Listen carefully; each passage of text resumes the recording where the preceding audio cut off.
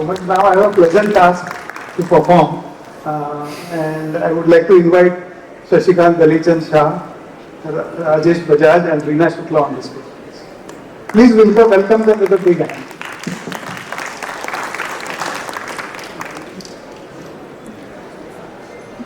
So before I request Shashibhai to take the proceedings further, I would like to say two things, two words about Rajesh Bajaj here. See, this man, he speaks very little. He is always smiling. तो इनकी मुस्कुराहट जो है वो हमेशा बनी रहे. बहुत व्यस्त रहते हैं और उस पर भरोसा करते हैं. अगर इनके पास समय होता और मुझ पर भरोसा नहीं होता तो लैब ग्रोन डायमंड जो मैगजीन है उसका एडिटर कोई और होता. And another thing which I want to tell you is, to be very honest, we are really passing through that. But at lab-grown times we believe in relationship. And when we are talking about relationship, business or personal, it compounds over a period of time. So in a relationship, you have to invest, you have to be willing to give more than what you expect. So today, ladies and gentlemen, our magazine is running at a loss. So why are we celebrating a loss? Because we see the future. We need your support. We want you to subscribe. We want you to give feedback to us. And of course, advertising is always welcome. Thank you. Specified, you take the procedure. Before summing up, I would say a big thank you to Prabhakar, Shashikant Bhai, Reena and Mr. Bajaj for putting so much effort to promote lab-grown diamonds. I would say basically this is to put everyone together. It's a big task also. You will have been working very hard on this. So thank you very much to put everyone together and promote lab-grown diamonds. Thank you. जय हिंद, जय महाराष्ट्र. नमस्कार. जिंदगी बहुत खूबसूरत है, हमें जीना भी आया है, हम इन सबके साथ और आपके साथ नशा करना भी आया है. लैब-ग्रोन डायमंड की डिमांड थी, है और रही. किसको कितना काम करना है वो अपने पे. इसका कोई अंत ही नहीं है क्योंकि डायमंड ही है. आज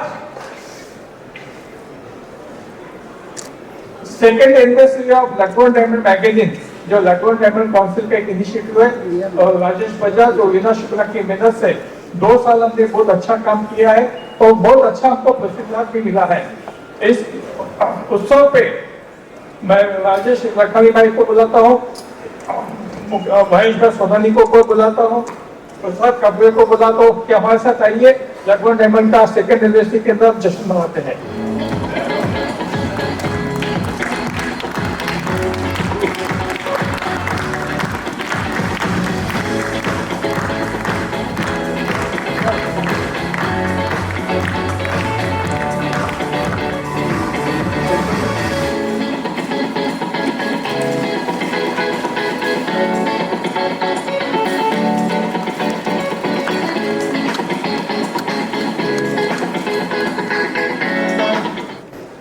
Prashant, Mehta, and my youngsters team, I'm very thankful to you, your initiative and your smartness in the marketing of lab-grown diamond in India. Your future and our future is too bright. Thank you very much.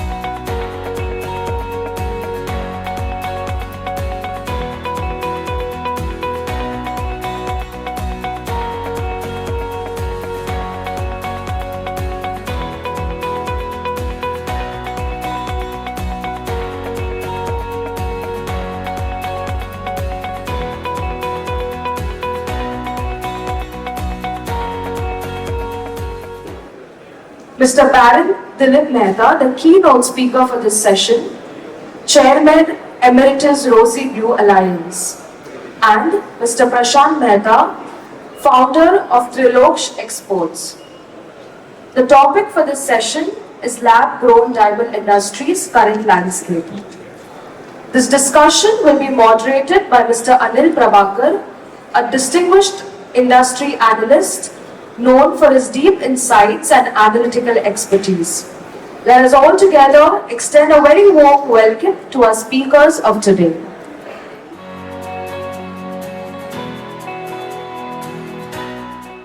Tell you about the theme of our session today. See, we are passing through a tough time. That is why we have chosen the theme as comma in a sentence. If you see any business as such, it has its own ups and downs. It is never steady. So, my contention is that if you want to build a business, you have to have a long-term approach. एक शेर याद आता है, दिल नाउम्मीद नहीं, नाकाम ही तो है, लंबी है गम की शाम, शाम ही तो है, शाम के बाद रात आएगी फिर दिन आएगा. So with these words, I think I have created a atmosphere of hope, and to take this discussion forward, I now invite Dilip bhai.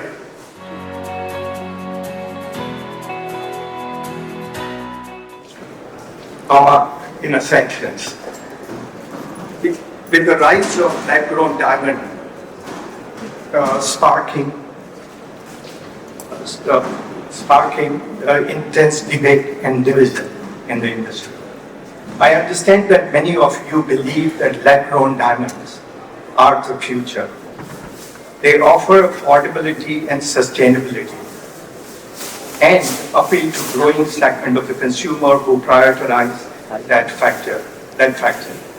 However, there is a concern that this sector would overshadow natural diamonds, which has been the bedrock of our industry for centuries. But I'm here to offer a different perspective. Rather than viewing this as a zero-sum game, where one must win and the other must lose, I believe that we have an incredible opportunity to expand the market together. The truth is, both the natural and the lab-grown diamond will bring unique value to the table.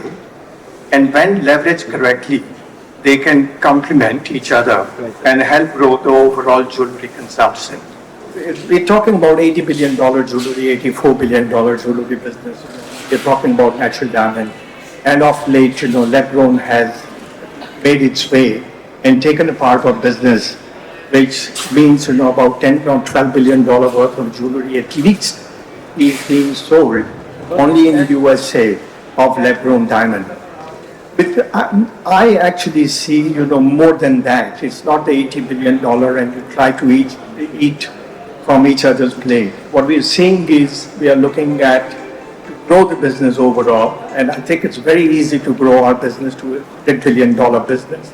As a diamond jewelry business, I'm not distinguishing lab-grown and natural diamond. So, consider an analogy of airplane and boats.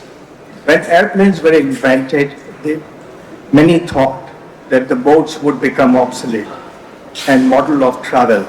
Indeed, air travel did take long distance journeys, but boats didn't disappear. Instead, they transformed their business into a luxury cruises, offering experiences that airplane could never provide. Similarly, in our industry, lab-grown diamond may enter a certain consumer needs, but natural diamond can also carve its own space by offering something unique, heritage, rarity, and unmatched emotional connection. Let us take a page from the fashion industry. Ready-to-wear clothing spans from three segments: fast fashion, casual wear, and formal attire. Each segment serves a different consumer needs, from synthetic blend in casual wear to high-end natural fabric in formal clothing. Our jewelry industry can adopt similar approach lab-grown diamonds can cater into more accessible and trend-driven segment, while natural diamond can dominate the market with timeless, high-value pieces. Both can coexist and thrive with each serving a distinct purpose. Consumer trends, consumer behavior is dynamic. It's not what happened 100 years ago will continue to happen. And often shifting with the disposable income. So what do you have in the pocket, and what can you get for that money always remains a consideration. And these are, these factors, create an emerging trends. The current concerns about China's focus on the saving and impact on the consumer spending are likely to be temporary. As their economy revives, we will see a return to the consumerism and driven by new trends and desire for luxury.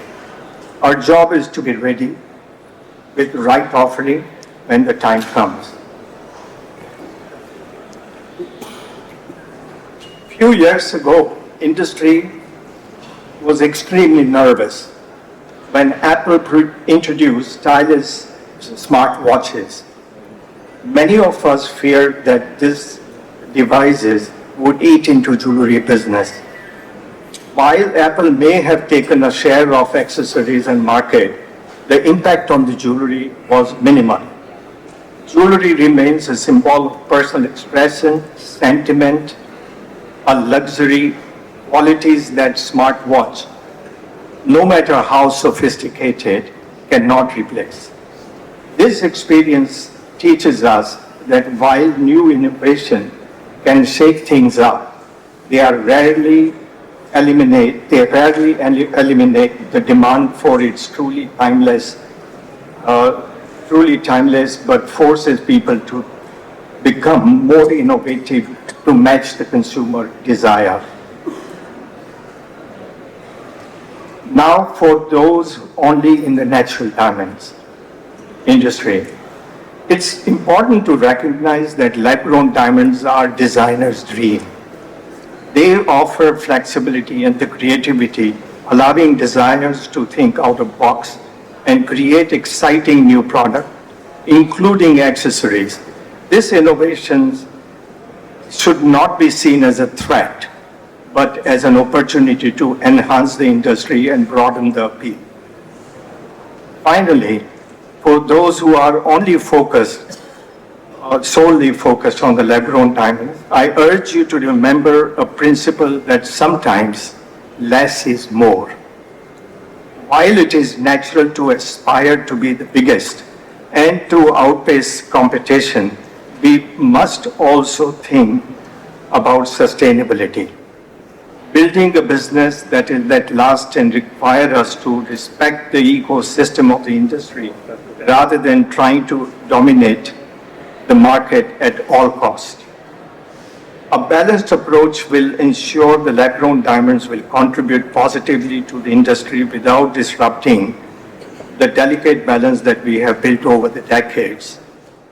In conclusion, I urge you to see this moment of opportunity rather than division. The rise of diamonds doesn't mean decline of natural diamonds. It means we have more tools in our toolkit to meet the evolving need of the consumer. Together, we can ensure that whatever it's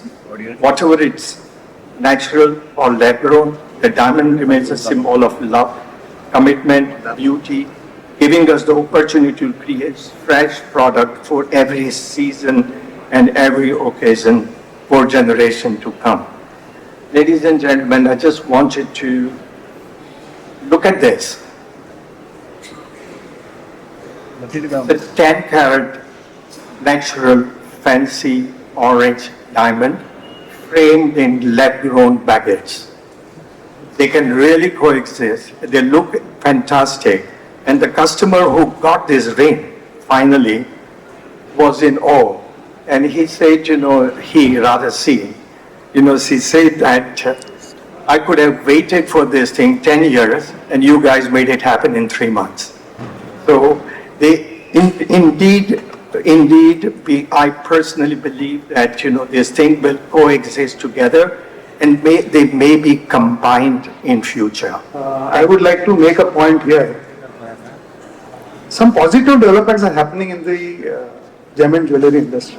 Jewelers are also sharing wealth. Just to give you an example, Kalyan Jewelers, it was listed 3 years ago. The offer price was 80 rupees. It was listed below its offer price. And look at today, after 3 years, they got 10x multiple. So while Kalyan Raman family has got richer, people who invested in their dream and put money have also benefited. Look at Senco Gold and Diamonds. They have multiplied wealth 3 times. It was listed at 300, it has crossed already 1,000. And most importantly, today, jewelers are willing to tell their stories. Govind Bhai Dholakia, he has written his autobiography. Ayanikaa, his book, Spreading Joy. It has sold 15,000 copies, and for a business book, selling 10,000, 15,000 copies is a big deal. Look at Tanish. Tanish has also told the story. So my request to you, all these Surat entrepreneurs, go public. आप कमा रहे हो तो लोगों को भी कमाना चाहिए. People will invest in your company. So,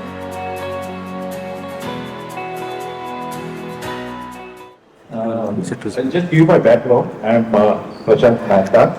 I am founder, promoter of a company called as Rajesh Export Limited. And my company is the biggest jewelry company in the world. And we are the only company, jewelry company, which is listed in the Fortune 500 list. Our turnover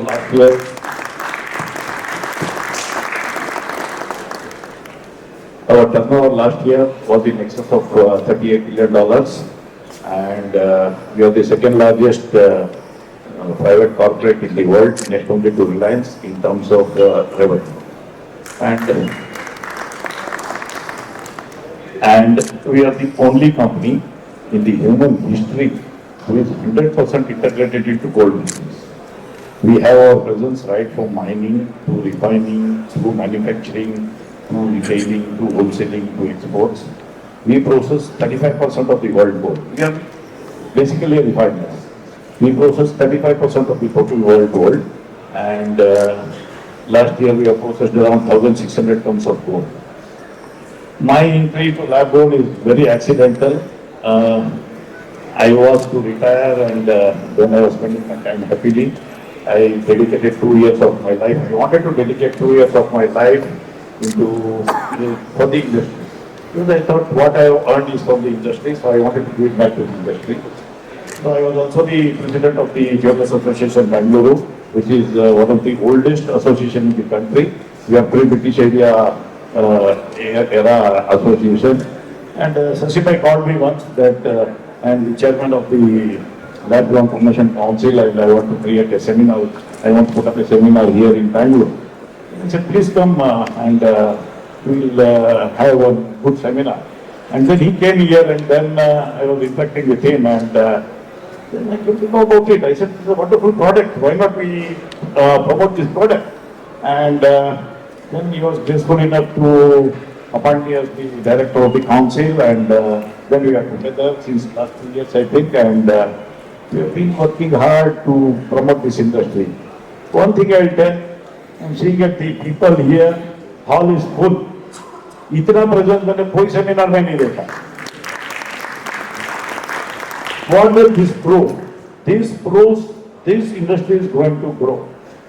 ये industry जो है, इसका sunrise industry है, इसका अभी growth होने वाला है. प्रभाकर जी ने एक लिखा है, comma in a sentence.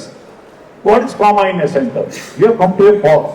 At the moment, there are so many, so many misconceptions about the industry. People say, अरे यार ये तो भाव घट गया, कल मैं किसी से मिल रहा था इधर नेचुरल वाले या जो भी है, we are not competing with anybody. That is why I've been telling to everybody, we have no competition here. आप कंज्यूमर के बारे में सोचिए. इंडिया में कितने कंज्यूमर्स हैं? 120 करोड़ हमारी पब्लिक है, उसमें से 50 से 60% लोगों को ये एस्पिरेशन है कि मेरे को डायमंड पहनना है। आप ये बोलोगे कि 2 करोड़ का डायमंड है, 50 लाख का डायमंड है, 5 लाख का डायमंड है, 10 लाख का डायमंड है, कितने लोगों की ताकत है डायमंड खरीदने की? ये जो है ह्यूमन इन्वेंशन है, ये इन्वेंशन जो है, I really salute the person who has invented this and I really thank him from the bottom of my heart that he has done a revolution. He has created something and he has challenged the nature. He has created something which is so beautiful. इतना बढ़िया product बनाया. It will be the aspiration fulfillment of any lady or for that matter gents also. तो ये जो है हम लोगों ने ये बनाया है, इतना बड़ा हमारा इंडस्ट्री का प्रेजेंस है. हम लोग इसको कट करते हैं, पॉलिश करते हैं, ब्यूटीफुल उसको बनाते हैं, झाड़ डालते हैं. ये डाल के हम लोग इतने जो मिडिल क्लास के एस्पिरेंट्स है उनकी इच्छा पूरी करेंगे. शशि भाई ने मेरे को एक चीज बोला था, मेरा एक स्लोगन है कि घर घर डायमंड या सॉलिटायर डायमंड, जो भी बोला था उन्होंने. तो ये चीज जो है 100% सही होने वाली है. Last night I was having a conversation with Dilip, and you raised a very valid point about के बारे में. So what diamonds have always, see, first of all, the problem with us is we always compare, and the main reason of comparison is store of value. So Dilip bhai, what is your take on store of value? You remember last night we spoke about it. So let's kind of separate two things. One is wholesale price and one is retail. Question is, what should be the retail price of a product? I asked that question when you ask this question to Europeans. The answer is, what would they pay? Is not what it costs you. It doesn't really matter what it costs you. You can have shoes, that will cost you $5 manufacturing, and you could be selling it for $200. Are you cheating a customer? And answer is no. It is what the consumer is willing to pay because you have made this product very pretty. Now, we talk about the store of value, and store of value is good for the consumer that is looking for a store of value. So when it comes to natural diamond, there has been a wholesale business, there has been peer-to-peer business, there's market making. When you have a liquidity in the market, automatically you have a price discovery and therefore stability in the price, and that encouraged the jewelers, the retailers, to give a buyback guarantee, and therefore that became a store of value, especially in India. A bit is happening in China and Hong Kong also and some other countries, but this is not prevailing everywhere. When you actually move, and so who are the customers? When I look at the diamond jewelry customer in India, they're basically buying, this as a store of value. Okay? When you come, and they are investors, they are not necessarily consumers. Okay? When you actually go to the lower price points, etc., and when you look at, likes of Chinese, for example, or Americans, they're consumers. They buy today, tomorrow, they dislike it, they chuck it in their drawers, and they'll buy something else. So there is a difference between the consumer and investors. As long as, natural diamond people need to understand this, that, regardless of what happens with the price, the wholesale or lab-grown, it doesn't really matter because it is a product that people are consuming. When you look at the ready-to-wear, fast fashion, what is fast fashion? You're $20, you're buying a beautiful t-shirt or a shirt. What is it made of? Nobody's asking, nobody's bothered. So what we're looking at, we're trying to box in lab-grown diamond into, a concept of what was sold to us for 100 years, store of value. Let's look at that as a consumable product, and I think we will make our life much easier. Very valid point. See, I would like to make a point here that price is universal. Everybody knows the price. Value is something deeply personal. It is all about perception. And why the luxury industry has survived is because they have created a value proposition and perception. तो एक शायराना अंदाज में अगर कहा जाए तो अब के हम बिछड़े तो शायद कभी ख्वाबों में मिले, इस तरह सूखे हुए फूल किताबों में मिले। तो एक महबूब या महबूबा ने आपको फूल दिया, वो आपने किताब में रखा, सालों बाद आप जब खोलते हो तो उसकी कोई कीमत है, लेकिन उसका मोल जरूर है। बस इतना ही कहूँगा और ज़्यादा तो नहीं कहूँगा। I would say many of the points are covered actually right now, okay, within this session actually. But then also I would say like you said, Dilip I said, this diamond is for the mass. Gargar diamonds, like you said. It is for the mass public, affordability, and obviously it is always going to stay because a diamond is a diamond. This diamond is only grown over the earth, okay, and natural diamonds are under the earth. That is the only difference between these two diamonds. So obviously these diamonds are always to stay here. It is going to exist. And lab grown diamonds are affordable, so it's going to be for the mass public and everybody is going to buy this diamond. So, and again when you said just now, there's a lot to do with emotions also. So emotionally also it can create value for a period of time. So if I would say Dilip, I would answer this question very well, that even BBers or everyone, whenever the diamond was mined in the past years, it has created tremendous growth in value. Otherwise, that diamond value also was a lot more cheaper than what it is even today. And with the lab-grown diamond shine, yes, you have seen what has been having historical situations today with the diamond industry. Obviously, it's a challenge for the natural diamond industry also. So that's going to make a difference. But yes, India is today an emerging market and the affordability is there for the mass public. We have a huge population and potential. So I see lab-grown diamonds growing much more further and a huge revolution coming in for the lab-grown diamond business. Thank you.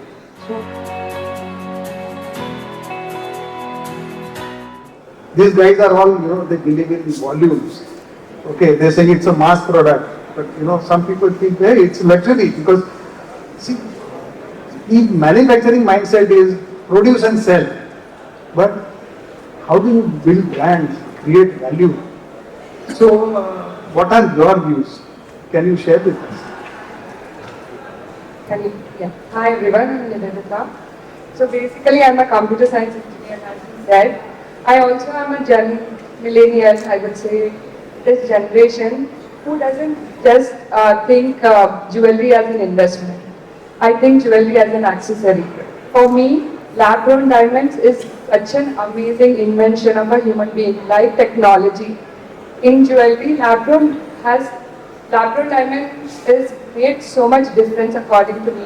Because when I earn some money, I don't want to just put in one thing, like one investment, like just in jewelry. I want to do experiences. I want to buy branded bags. I also want to invest a little bit in my share market and also buy a jewelry. So for me, lab-grown makes a lot of sense, okay? So like me, I have so many friends of mine and so many people around me who also believe jewelry as an accessory. So for us, lab-grown has made so much difference. So I would say natural diamonds is forever. Lab-grown diamonds are forever and for everyone. So yeah.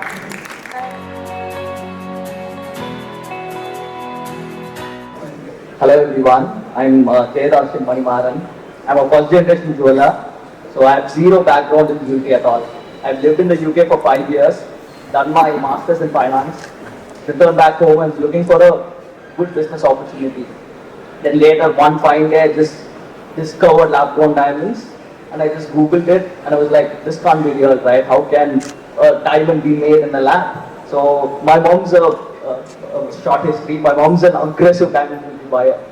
So I took my mom to a close by lab-grown store. Just asked her one question: do you like the designs? Do you find any difference between a natural piece and a lab-grown piece? And absolutely not. So that was my eureka moment to start a store for myself. So Are you breaking even? Are you making money? I've been breaking even for the last 8-9 months, Okay. and it's been a very interesting journey.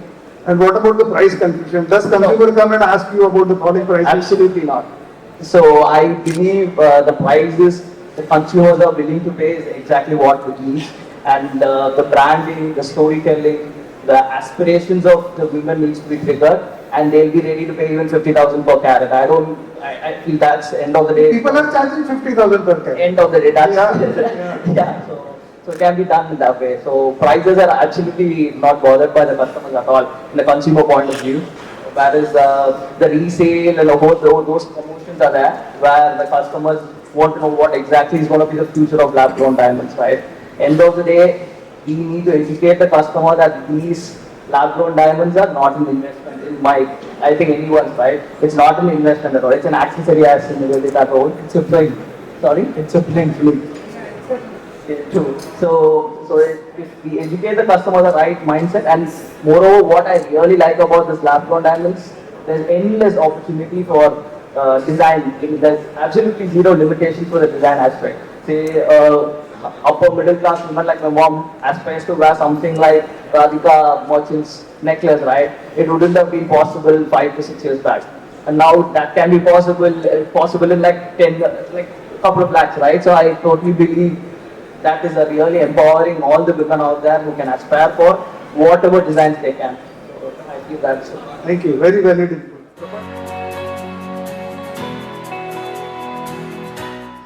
Thank you so much for the question. So for me, I think very similar to the youngsters here, it's an extremely relatable product. The fact that a lab-grown diamond is accessible, and that's I think one of the pillars of how Jeya as a brand started as well. But yeah, I can understand why you would see that like you're all over the place right now. But I think operating in a market in today's day and age, as you were talking about masses, as you were talking about premiumization, as you were talking about luxury, I think the lines are very blurry right now. Right? So for someone like Prashant sir, who's done so much, he was just talking about like his company, luxury is very different from someone like me. Right? Like, for him, a holiday is very different from what like a luxury holiday for me would be. Right? So with this blurry line of where masses are, where luxury is, where premium is, I think we are trying to figure out which exact part of this business is the right way to go about, right? And there's so much of learning. So we started our first store in July last year. This July, by the end of this July, we started 2 more stores. So as a startup, which is just 1 year old, we were able to explore 3 different markets, which was a great opportunity for us. And there was so much learning. So we started off thinking that just Bangalore, Mumbai, Chennai, the metro cities are the only places where acceptance of lab-grown diamonds is. But I stayed for about 3 years in Bombay before I started our first store in Bangalore. And at that point of time, I was doing a little bit of B2B, where I would supply to other cities as well. And that's when I realized that the tier 2 market is just massive. I mean, the amount of people who accept lab-grown diamonds there is crazily insane, where you wouldn't expect that the tier 2 market would accept it. So Guwahati is where like our 3rd and last store was opened very recently, just a month and a half old. But the acceptance there has been excellent, like probably even better than like Bangalore. If you walk into Shopper's shop, you'll find the counter. So he has a very interesting story to tell. He knows the product, he knows the marketing, he knows the technology also. So please, you are the last speaker of the day. Take as much time as you want. Okay, let me just tell you one thing. As Dilip has always said, for me, actually, lab-grown diamond and mine diamonds are like siblings. They are from the same mother, that is carbon, and they shouldn't be fighting because other industries will take advantage of. So, first of all, you should be very clear that there is no competition between mine and lab-grown. Both have to create value to get value. As you rightly said, Dilip, that even a 5 rupee shoe you can sell for 200, it applies for both.